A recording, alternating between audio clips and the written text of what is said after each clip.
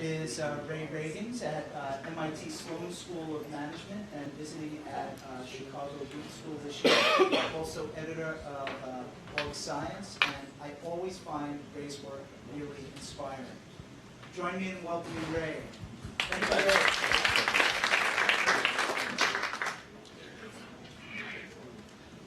Okay. Let me see if I can't do something to lower those expectations. So I was Ned and Paul. I was telling Ned and Paul that I feel like a network science guy who's going to be masquerading as a science of teams guy. And so I decided I would turn that to my advantage. And so what are teams all about? There's this belief that there's some performance outcome when you have a set of individuals making individual contributions. If we could just get them together as teams, right, they're going to do a lot better. Right? That's the hope. Here's an often observed reality of teams, is that teams often make individuals less than the sum of the parts. And so here's where I like to turn to my advantage. Okay? Where's Amy? Amy, I show you that dip. Why? This is cold calling. I'm cold calling. Why do you show it to me? I'm showing it to you. There's a dip. There's a potential for a dip. Why did it happen? Process losses. Process losses. Any other reasons? Yeah, can you think of a reason why that team would turn out to be less than the sum of its individual parts? Yeah, process loss. Process loss is winning. Process loss. We'd like to know what it is they're supposed to do. Measuring only part of the process. Measuring only part of the process? Part of the process is the education of the team members. Okay. They don't quite know what their goals are? No, you're measuring the wrong thing. Oh, I'm measuring the wrong thing. Assume I did it right. Assume I did it right. Because lurking in many of these discussions yesterday was, sure, teams are great, but there were times, John pointed it out, Luis pointed it out, there were times when people talked about teams going astray. Okay? And so that's what this talk's going to be about. And it's with Ella and Linda. Ella was at Carnegie Mellon at the time. Linda's still at Carnegie Mellon. And so we started this project together. It's on knowledge utilization, coordination, and team performance. And these were planet, right? All right, I was stereotyping people. Okay? And so I was hoping that you would give me something on knowledge utilization. That's okay. I'll pretend you did. Okay? Still early. Is that, right, the reason why this team didn't do well is that they didn't take advantage of the knowledge and expertise they have on the team. There was the potential for them to do better, but maybe there's a simple mismatch here. People didn't take the time to learn who knows what on the team, and so the team ends up doing worse. I think that's what we mean by process loss. Yeah. Process loss means process, a number of things. It's an umbrella category for all of that. It is. Uh-huh. It is. Process loss. That's right. I said I was masquerading as a team of science guy, science of teams guy. Okay, that's one. Transactive memory, folks.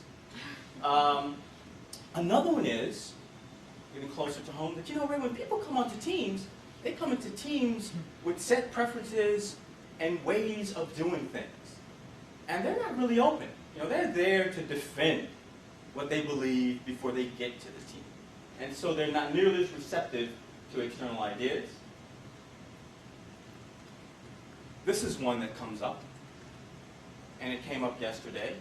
Listen, sure, it's the unique knowledge and expertise that makes this team better, but when you put a group of people together, they tend to focus in on what they have in common.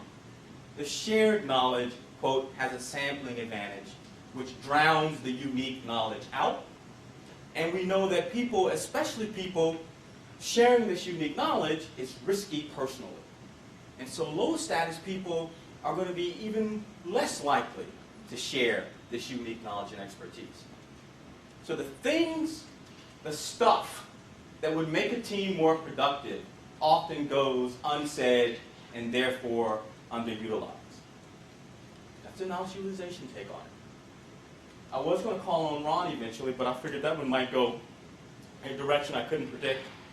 And so there's the poor coordination story. Notice both of these are process law stories, right? There's the poor coordination story. Well, listen, these relationships on the team were just too weak. I had the right knowledge in place, but the relationships are too weak. There's demographic diversity issues. There's distributed work issues. Second side. Well, Ray, the reason they didn't get anything done is because they cared less about the task and more about the relationships they had with each other. So instead of focusing on what they're trying to accomplish, they focus more in on the relationships that they had with each other, which would drown out the kinds of exchanges which would make them more productive. Finally, Amy, I was aiming for you. They're too worried about their You thought I'd status. I'd fall for that? I know. But someone else would, Yeah, okay, good. right? Team members are too worried about their status, psychological safety on the team, their willingness to engage in the behaviors that promote creativity and learning. And so the usual explanations that you see for why teams underperform are of this variety, right? There's process loss, two kinds. They couldn't coordinate or they couldn't utilize their knowledge. And so when we look at research, the idea is, well, Ray, how do you get to improvements in team performance? If a team has low coordination, the way you get improvements to team performance is figure out a way to utilize their knowledge more effectively. If they're not utilizing their knowledge, figure out a way to collaborate and communicate more effectively. And the best would be to figure out a way to move them from cell 1 to cell 4. And so it seems like the paths to improvement in team performance are quite simple. All right. This ignores many of the comments that were being expressed in the room yesterday. And it's a shame Anita's not here, because the top one is what I like to call Anita's Uniqua dolls. If anyone has any kids, the Backyardigans, and one of the Backyardigan characters is a woman named Uniqua. And so what Anita and her colleagues did was they would put these two people together. One of them was really good at spatial reasoning, and one of them was really good at verbal reasoning. And they'd make them try to navigate this Uniqua doll through a maze. All right? And this seemed to work really well when you matched what they know. If I was the spatial guy who was navigating it. But if the verbal person was doing the navigation, you end up with these local optimizations that would undermine team performance. And so here we suspect a kind of process loss. Notice what that team is.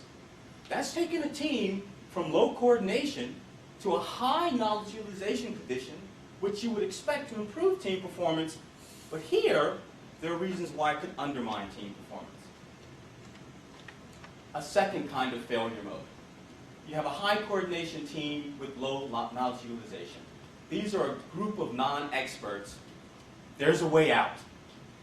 They satisfy us too quickly as opposed to looking for less obvious improvement in performance that would make the team better off. Again, right? You would think that moving from cell 1 to cell 2 always has a positive effect on performance, and you would think moving from cell 1 to cell 3 always has a positive effect on performance. But these kind of explanations suggest, well, maybe not. Maybe there are failure modes that make these teams worse off. So, we think, we suspect, I hear it in comments that there are these failure modes, so why haven't we observed them? Of course, it's an empirical reason. So for example, I've got a paper with Linda where we describe the importance of knowledge utilization and coordination for team performance. We assume those are the mechanisms, but we simply measure the number of times these surgical teams have experience working with each other. We assume the more experience they have working with each other, the more they can collaborate, the more they design a trust-based division of labor that makes them more effective, and they do better. So we observe this association between experience working together and team performance, and we attribute it to those two causal mechanisms.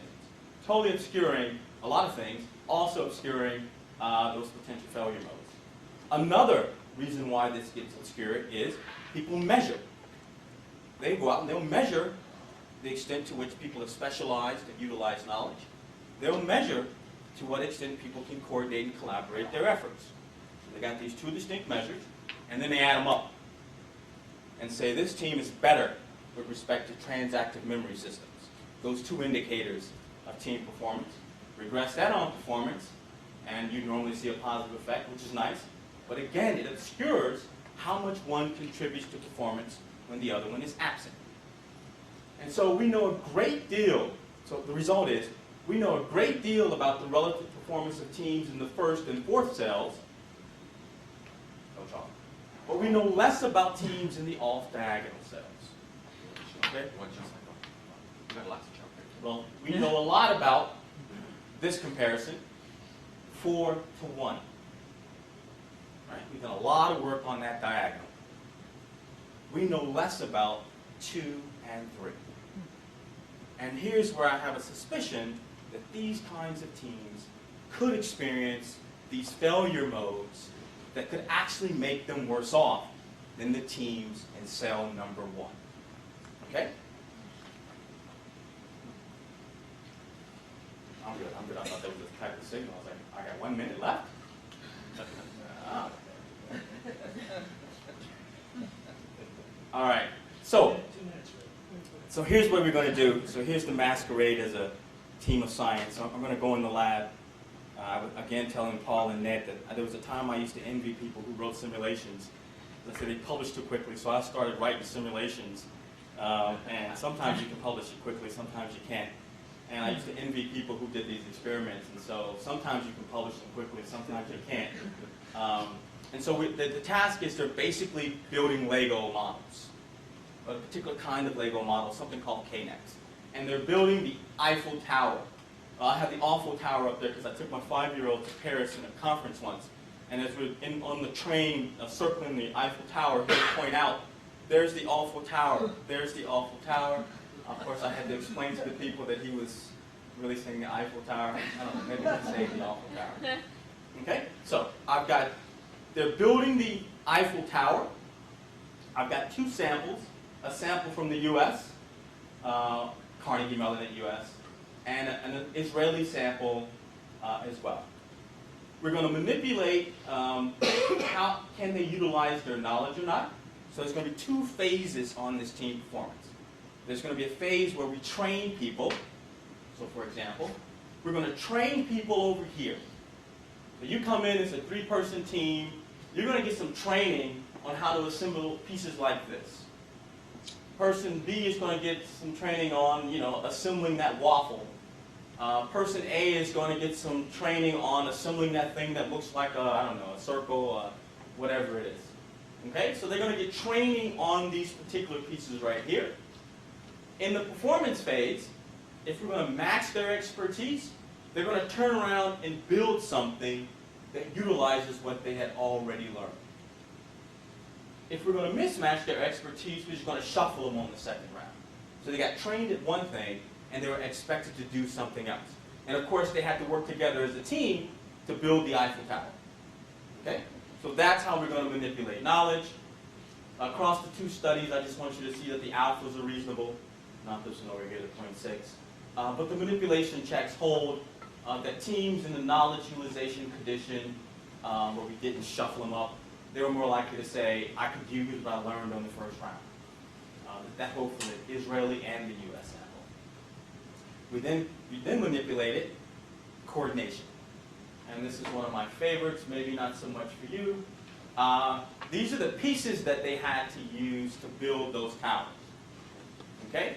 And so it turns out that in the shared language condition, we would just pick one of these, and we would have them memorize the names of the parts that they were using. So we would test them on it to see if they really paid attention to the parts. Okay? So in the shared language condition, they're building these towers.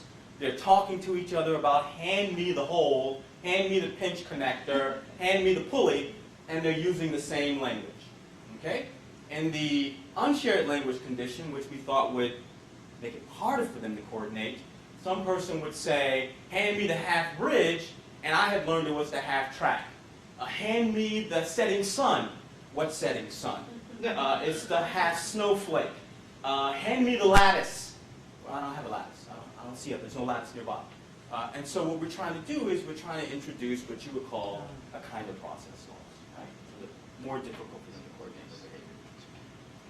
There's echo over there. So again here, we ask the opposite of did you have the same language?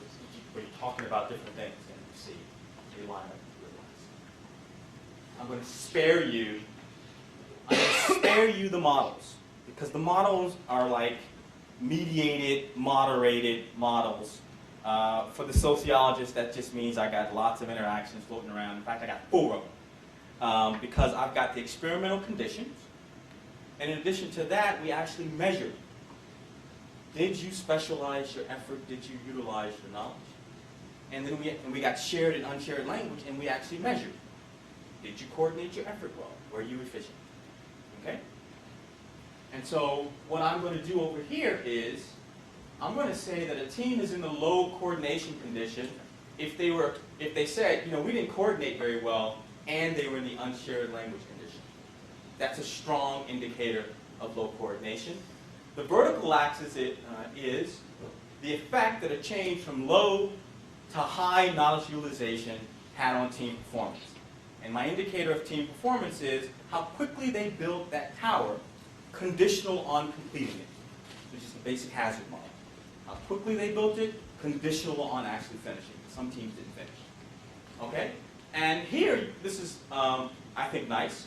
In this low coordination condition, moving from low to high knowledge utilization had no effect on team performance. All right? So that provides some evidence for this idea that we're after. You would think that utilizing your knowledge always helps. Here it had no effect at all. But in the high coordination condition, you see the predicted effect. The move from low to high utilization significantly reduced completion times. Did faster. This is actually not significant. It's close. The reason why the ends in these cells are going to be different, since I'm using these 2 indicators of what it means to be high and low on these dimensions. Over here, for the high knowledge utilization condition, the change from low to high coordination significantly improved performance. So we don't have evidence for the kinds of failure modes that I was talking about initially, but we got something here that suggests we want to pay more attention. Because most of us would have thought that if I get them to collaborate more, if I get them to use their knowledge more, they'll always be better off. At least here it suggests not always. You have to have the other condition before the corresponding factor has an improvement on performance. Okay? I went through this quickly. Questions about it? Good. Feel safe. All right, this is the Israeli sample. Same setup. The vertical axis is the change in performance, and performance is how quickly they complete their task. These are the same kind of models, simple slopes from those 4-way interaction models that I got floating around. Let's start over here. This is actually marginally significant, but here you see what people would normally expect, that the increase in coordination improves team performance. This is close to 0.10, but not really significant. This is the usual suspect high knowledge utilization condition. When they coordinate their efforts, you see the significant drop in completion times. Same over here, not nearly as dramatic, but there are a lot of ends here, so I can pick it up. In high coordination, when they shift from low to high knowledge utilization, they do better. This is the one I love in the sense that these are Anita's unique wadals, right? These are, in the low coordination condition, teams that utilize their knowledge, or that try to utilize their knowledge, took significantly more time to finish their task. And in my mind, that illustrates very nicely the kind of process loss that you actually brought up yesterday, that Luis, not here with us, brought up yesterday. The times when experts, when Obama and Boehner say the same thing, that there's a way out, and they mean there's my way out. And they spend more time pulling against each other than thinking about how they can work together effectively as a team. This is just it's 2 experiments. It's just too early to conclude anything. And so I'd like to think of it as, are there opening questions, right? So when staffing a team, managers often face a choice between either selecting teams on which team members can optimize their knowledge and expertise, or have developed some capacity for coordinating their efforts. Period should be over. The more we do work like this, we'll have a better sense for which one the manager should select. And because we'll have a better sense for it, because we'll have a better sense for which potential failure mode can a team overcome more quickly. And this falls very nicely into what I think the theoretical questions are, is that we routinely suspect that the two primary determinants of team performance have these failure modes, and our results provide some support for those suspicions. First question might be, well, Ray, do they vary with tasks? Perhaps dueling experts promote creativity and innovation, which is all you want, and then someone else will be responsible for implementation. And so all we want to do is open up a discussion around potential failure modes. The last thing we want to do is to say, okay, this solves it. That's what I've got. Questions? Thank you. Back, Jonathan. Bet you can't throw legs. You could. So Ray, I really appreciate you masquerading as a team guy. I mean, Thank you. well, welcome aboard. What's funny is most of my questions are about the role of networks. So if you go back to kind of the non-masquerading, Sure. couldn't there be a network story Sure. about the ways in which constraint affects how knowledge gets acquired and the ability to overcome these coordination costs? So maybe you could kind of connect the network piece more strongly to the story. Where so constraint inside the team, the inability of the team to access knowledge outside the team, without a doubt, right? So in a paper I wrote for this diversity chapter, I talked about the importance of the network position that they had on the team, and allowing them to reach out into their organization and constantly tap into the kind of knowledge and expertise that they would refresh, what they were using on the team. And Ned's not here again, because I think one of the things that Ned is teaching us from some of his work is that when you bring these diverse people together and they start coordinating, right, they start going to sleep. And if they don't have the kind of, and so I'm going to say, if they don't have the kind of connections that they need outside the team to refresh that, that's going to end up being a failure mode. So without a doubt, you could bring my two personalities, one of two personalities together, we could do that. Yeah. Please. Yeah, I just to pull off of that question, I've been thinking a lot about how to connect the network ideas with team ideas for this whole thing. And I'm going to go back to your example of Obama and Boehner. Okay. And I'm going to add another one, and Tip O'Neill and Reagan, at least by political myth or history or whatever you want to say. And the point that people have made is that the nature of the tie between Reagan and Tip O'Neill versus the nature of the tie between Boehner and Obama are very different, right? And I'm wondering if the nature of particular ties among the actors, two or more experts, whether they're trust ties or awareness of who knows what, or whatever the ties are, then lead to these kinds of knowledge utilization and coordination processes. Now, I'm wondering if that's the answer to your question of what the network story is, because in the MTSs that we look at, this is something we keep thinking about, is that the nature of the ties then begins to influence how they work together, how they utilize knowledge, which then leads to others. So that's It's a whole box. to me, that's an No, example. no, I'm listening. So I'm going to steal from Ron. Ron and I flipped a coin to see which one of us would present. But Ron had this very, I hope he doesn't mind, but Ron had this very nice story around, he described the study yesterday in some detail. What is it again? Irritated bowel syndrome? I'm on my own. Irritated bowel syndrome. And to what extent could this person introduce quality into the hospital? And it turned out that they needed a congregation, right? And so it's not just what's happening here. Do they have a congregation outside the team, right, that allows them to learn, to encourage experimentation that they can then use on the team? To go back to Boehner, some people would say it's not the relationship between Obama and Boehner that's the issue, is Boehner can't deliver his caucus. And so he doesn't have a congregation, quote, outside that relationship. So I think I borrowed enough from you to do it effectively. Others? So making the link then is to think about how different kinds of structures Without a doubt. leads to different patterns of knowledge That's right. utilization and coordination patterns, which then leads to emergent states in the teams. No doubt. And now you're linking network indices and network ideas with team dynamics that we talk about as the team guys we talk about. So Jonathan knows that I've actually got networks papers around teams. So he's encouraging me to marry what I know about the networks of teams to some of the stuff that I'm doing. Please. Paul, why don't you go up, got something more? Paul, Yeah, so my question's about knowledge and language. knowledge and language. Right, so your construct is thinking about knowledge utilization, Yes. right? And it seems like most of the way that you're operationalizing is about similarity in language use. Right? No, That we call the that was coordination. Oh, that's for coordination. That was coordination. So, Okay. you know, we're very weak because they quickly figured it out, right? It didn't take them long. We could create enough process loss, but they could quickly figure out, oh, okay, your arch is my curve. But even that takes effort, as opposed to both of us saying, hand me the arch.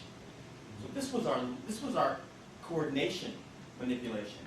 Our our knowledge utilization manipulation is, you have experience building things with sticks, and then I ask you to build things with lattices.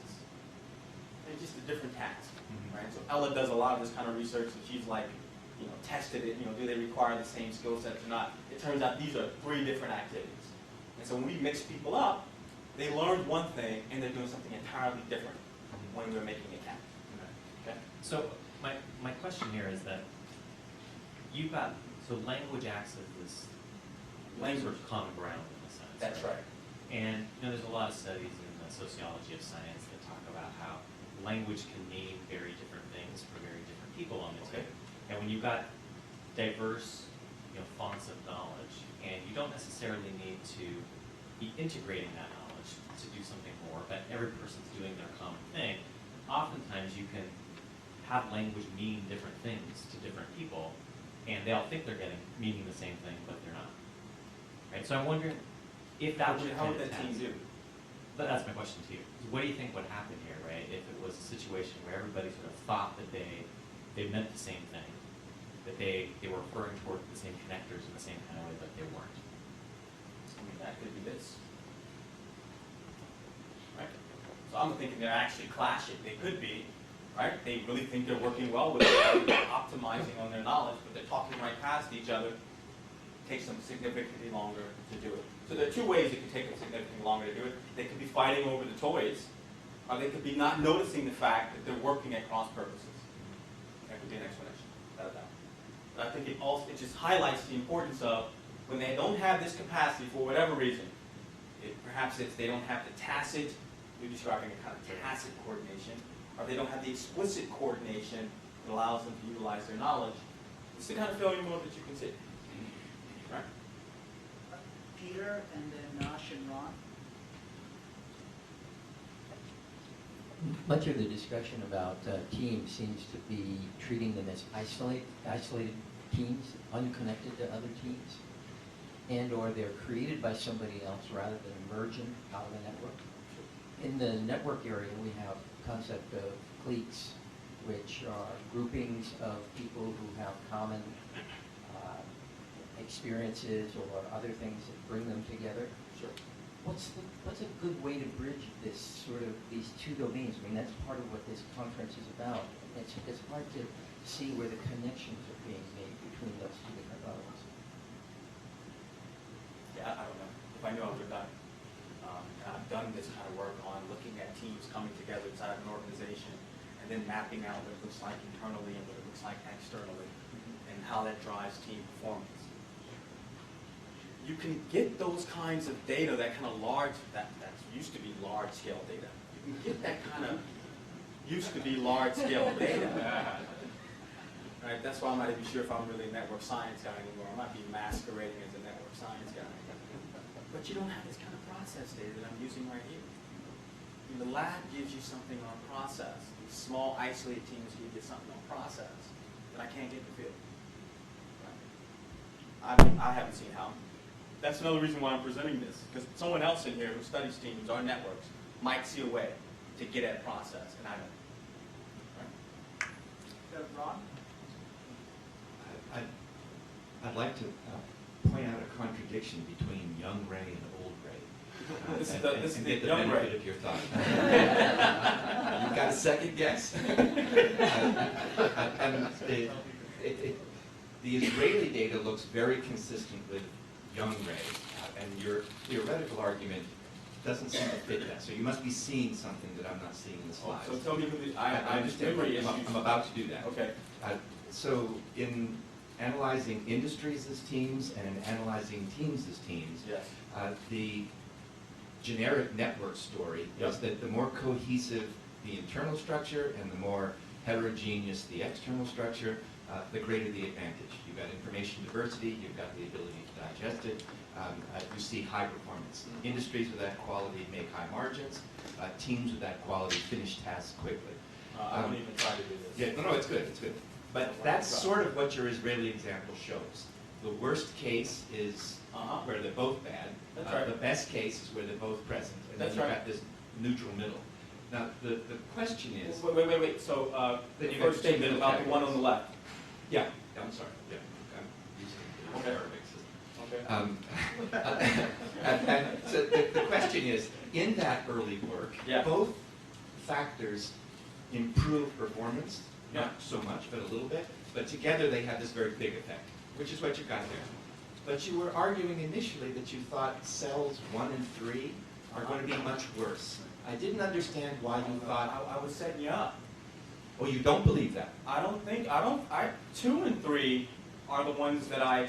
I'm sorry, yes, no, 2 and 3. That 2 and 3 are where you got mixed. Where are mixed, they're gonna be worse. But what should happen, based on the earlier work, is that 1's the worst, 4's by far the best, and then 2 and 3 are slightly better. So That's this the is, industry work, yeah, that's the so teamwork. I messed it up. This is 3 in that slide. That's 3. Ah. I did it, so thank you. That's 3. That's 3. Okay? Mistake. I'll Then put it, random error may be the explanation. I see, that's a big effect. But how do you, let's go back to your theoretical, how do you justify, sorry, how do you justify Expecting worse performance Sure. in cells So this, I mean, it's 2 and these 3, ideas. given the past work that said it wasn't. Well, just when you read the literature, right?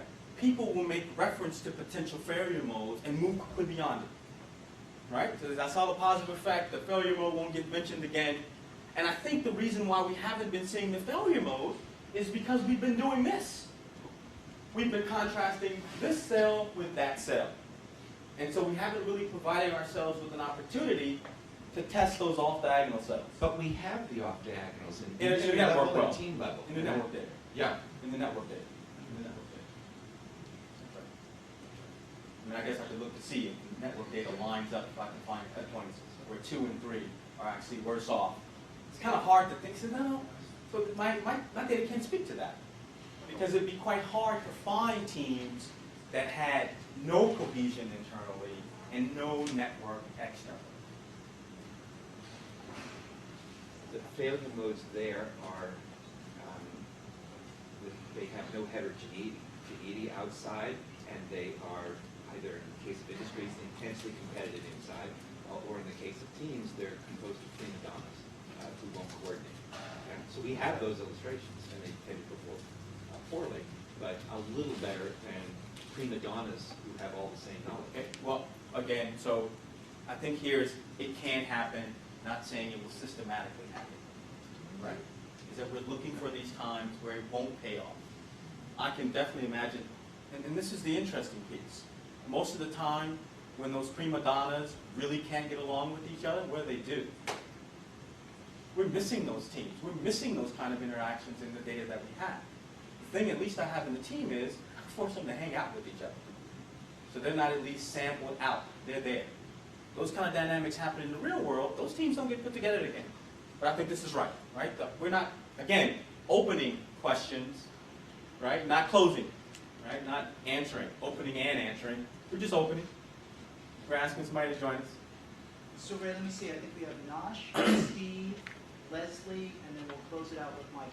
Yeah, Nosh. Okay, so I think you're seeing a theme here that people are more hungry to hear more about the network part of what you're trying to do out here. And I want to ask you, I want to parse out that network question a little bit and see what your thoughts are on it. So there is discussion that you've made, reference you've made to networks outside the team or networks prior to the team coming together. And then there's also the issue of the networks that are tapping into what may be the processes in the emergent states during the team's activities. And I think that's the part that Steve was talking about, right? So can you use networks as a way of actually measuring process and then by extension measuring process loss during the team existing? Yeah. And so What do I give up? So, have you noticed what I would give up? You notice what I would give up?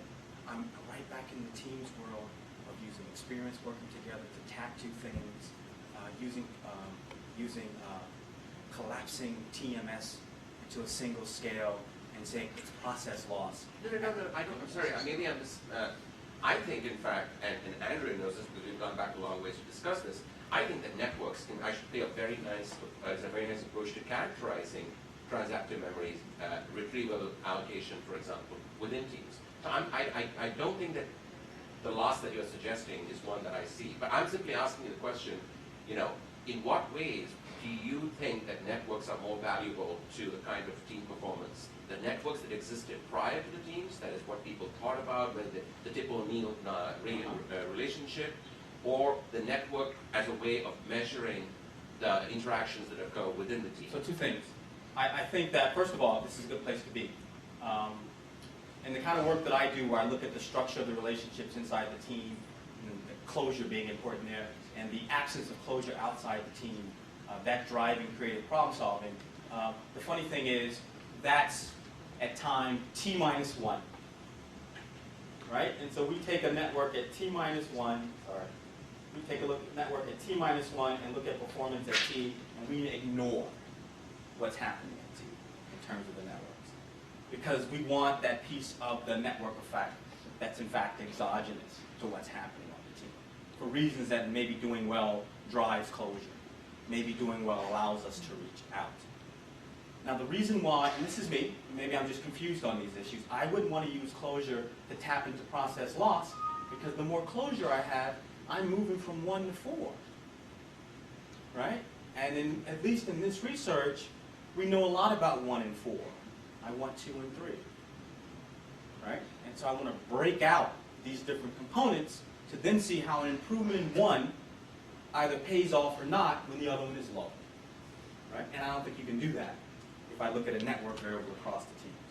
I think you can, but that's for That's right. further discussion. So that then is an empirical discussion. I think an interesting presentation, and the point, particularly with the discussion about the off-diagonal cells. So thank you for opening the question.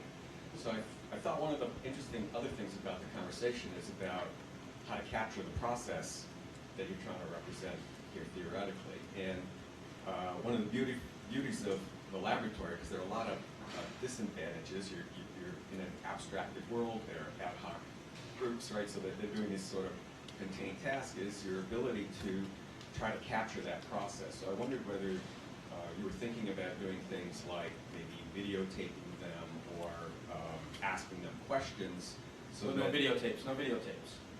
People lose careers videotaping and coding and trying to grade. That's humor. Yeah.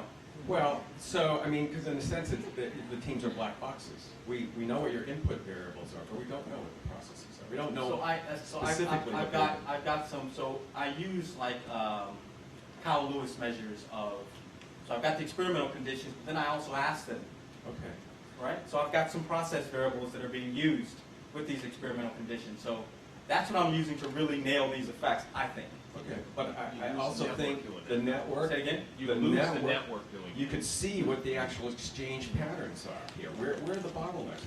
What's in fact happening? I mean, it's not unreasonable to draw the inference, but it'd be nice if you had the data that would just nail it. You see, I mean, people, so I mean, that's So as a teams researcher. You're trying to push a networks guy to do networks. You're doing Yes, teams yes. research. You want me to You're doing do, you teams want me to research. do networks. But you need to bring that The networks. added piece. Yes. Back to the future. Absolutely. Right. Ron said young Ray. I want to be young again. I'll do it. All right. I'll do it. Leslie, if you may. We're running a little late, short on time, everyone. Please keep it in mind. So I think I'm going to say a recap of I'm going to say this in another language, right? What we're doing in this room is we're having two different conversations about networks and teams. So some of us are saying networks and teams, and that means there's a network, and then there are teams, and these are separate from each other, right? So we can understand teams, and there are networks. And then others of us are saying, when we hear networks and teams, that we can understand the phenomenon of what's going on in teams by infusing psychological content and looking at those as networks. And that both of these are required to understand teams. But we're using the word networks in two ways, right? And so I think, to me, part of that is a decision about how you bound your network, right? So it's just who's connected versus who shares goals, and then you study their networks. But I think the important thing is not, there has been a lot of research on teams, which has used things like psychometric scales, like the Lewis scale, to measure process. And I think what you're seeing is a revolt in the teams literature that we don't endorse those methodologies. So I'll stop. I heard that loud and clear. I think what you give up by not using those methodologies and adopting the one that I'm more familiar with are those kinds of questions. Why? Right? Because I know they're cohesive, I know they have a strong tie. I don't know if it's because they felt comfortable sharing knowledge, or because they had on the same page to begin with. It could be either one of those two. And so just driving that through team performance, I don't know which one did it. I don't know which devil it is. But if this is what teams people want, I've got a place to publish. Prasad and I were talking about this. I'll do that. I'm listening. Michael, No, you said that was the last question. last response, Ray. Just take your question. So the knowledge utilization coordination problems are both premised on this idea that the big advantage of teams is in complementarity and specialization. Recombination. Recombination. Exactly. Yep. But there's another big advantage of teams that may be confounding some of the empirical results here, and it's kind of a hidden advantage of teams. I think we don't often notice, but and maybe we don't notice it because it's a very fragile one that can either really hurt a team or it can actually really help it. So it's really tricky. You've got to get it right. And that advantage, which is a kind of hidden advantage of teams, we don't always notice it. It comes out on people in the military notice it, people in sports notice it, because, for example, if you compare an athletic performance of a singles tennis player with a member of a football team of 22 members, they both have to face these issues of diet and training, the sacrifices they have to make in order to promote have performance. The sort of simplistic answer is that, well, the singles tennis player, doesn't have externalities, so that person's going to be more willing to pay the price of training and diet. And in fact, we see this when we ask our students to write group papers, and they don't want to because they know the other students are going to free ride on them. But the flip side of teams, and the hidden potential in teams that's tricky to get out, is that it can also go the other way, that the football team will actually have a greater willingness to engage in diet and training than will the singles tennis player because of social pressure. Teams allow for people to have social pressure. It can work both ways. That's right. And so figuring out how to tap the potential social pressure of a team becomes key. And the simple knee-jerk advice to give a manager is, if you want to get teams to perform and you want to tap into the potential value of teams in generating social pressure for performance, make one team compete with another.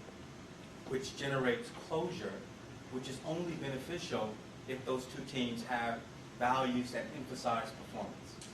If they don't have values that emphasize performance, closure on the team just pushes them in the other I think direction. it's not values that emphasize performance, it's dependence on team members for social approval. So, I think we just said the same thing.